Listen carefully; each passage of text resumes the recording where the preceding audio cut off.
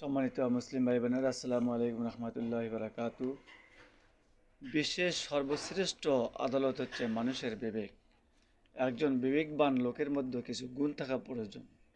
সে গুণগুলি হচ্ছে সকল কাজে ইনসাফ করা, প্রতিশোধ গ্রহণ না করা, পাপকে খারাপ মনে করা, অকপটে নিজের অক্ষমতা প্রকাশ করা, উৎপীড়ন সহ্য করা, নিজের নফসকে তিরস্কার করা, মানুষের দোষের প্রতি নজর না করিয়া নিজের দোষ দেখা, ছোট বড় সকলের সঙ্গে হাসি খুশি ব্যবহার করা এবং সকলের সঙ্গে নরম ভাষায় কথা বলা।